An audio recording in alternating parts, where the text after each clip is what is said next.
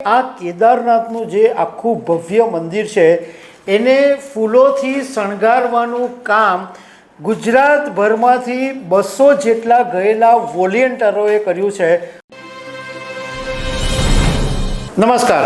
આવતીકાલે એટલે કે 2 મેના દિવસે કેદારનાથના પટ ખુલવાના છે અને લાખોની સંખ્યામાં ભક્તોએ અત્યારથી રજીસ્ટ્રેશન બી કરી દીધા છે। પરંતુ આજે હું તમારી સાથે એ વાત કરીશ કે આ કેદારનાથનું જે આખું ભવ્ય મંદિર છે એને ફૂલોથી શણગારવાનું કામ ગુજરાતભરમાંથી 200 જેટલા ગયેલા વોલેન્ટિયરોએ કર્યું છે અને દેશ વિદેશમાંથી અનેક પ્રકારના ફૂલો અહીંયા મંગાવવામાં આવ્યા છે।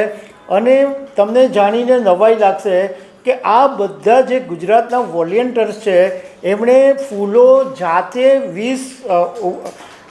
જાતે પહાડ ચડીને ઉપર કેદારનાથના મંદિર સુધી લઈ ગયા છે। તો આના વિશે તમારી સાથે વાત કરીશ। મારું નામ રાજેશ શાહ છે અને તમે જોઈ રહ્યા છો ગુજરાતના સૌથી મોટા ડિજિટલ ન્યૂઝ પ્લેટફોર્મ ખબર છે .com।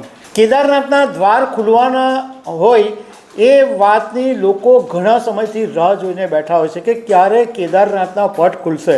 અત્યારે ઘણા લાખો લોકોએ રજીસ્ટ્રેશન અત્યારથી કરાવી દીધા છે અને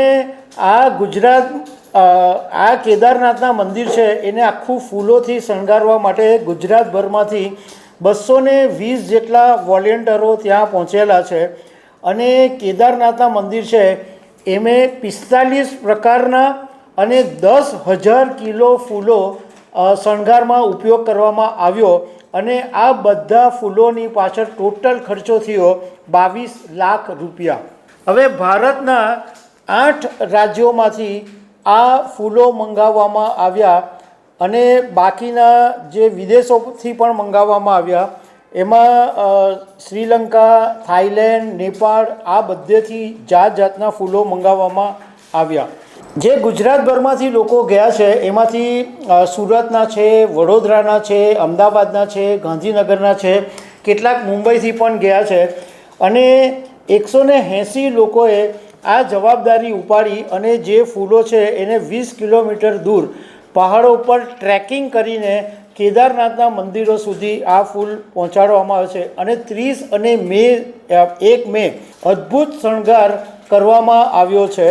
વડોદરાથી પણ ઘણા બધા જે વોલેન્ટિયર્સ છે એ 4 વર્ષથી ત્યાં સતત કેદારનાથ જઈ અને આ કામ કરે છે।